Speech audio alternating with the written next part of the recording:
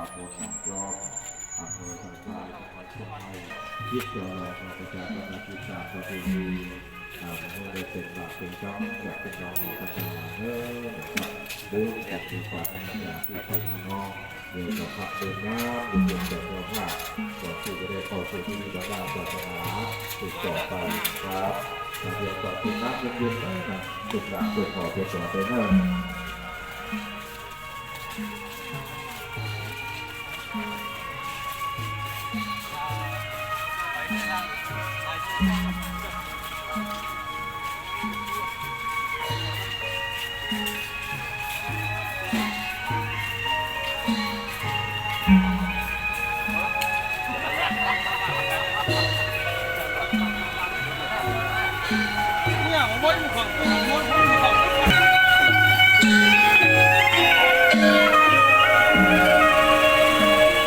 ไวยสาท่านพระมหาภาควีระพโล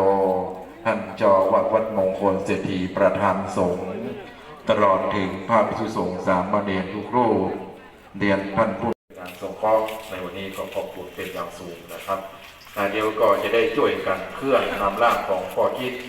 ไปที่เชิงตะกอนนะครับก่อนที่เราจะได้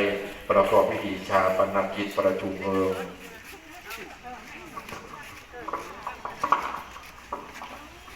และกำเดียวท่านที่ได้รับพระสงฆ์วัดหนองอุโบสถนะครับกำเดียวเมื่อได้เสร็จสิ้นการชาปนกิจเรียบร้อยเราจะได้โซเฟอร์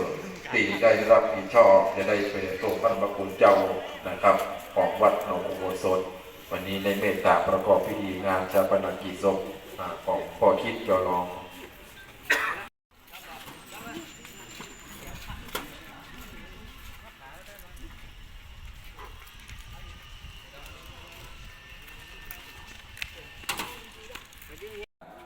ของพ่อคิดจอรองไปที่เชิงตะกอนนำน้ำเบาๆอันบริสุทธิ์ในสำราญล้างหน้าตาของพ่อคิดเรียบร้อยแล้วนะครับเขาจะได้ช่วยกันยกร่างของพ่อคิดลงจากปราสาทก่อนนะครับญาติๆเนิ่น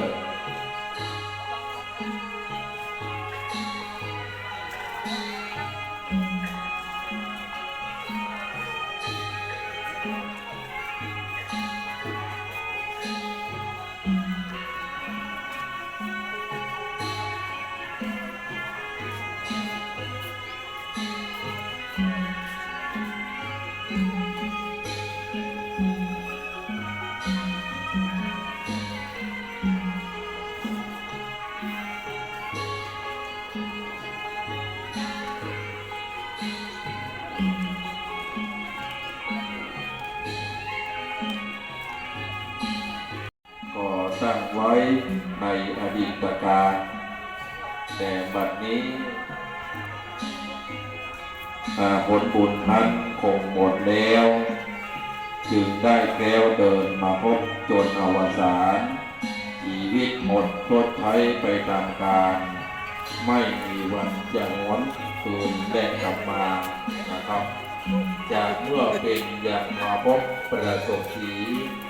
มาตัวเปล่าทรัพย์สมบัติที่ไหนมีแม้ร่างกายจะดีต้องสิ้นไปแม้ความสุขที่ว่าแน่สิ้นไปต้องเปลี่ยนไปกลับกลายเป็นอื่นผมมาลายหายคืนไปเปลี่ยนสายลมไม่เหลือเขาได้ชมอันใดเลยสุขอื่นใดแต่ก็ล่วง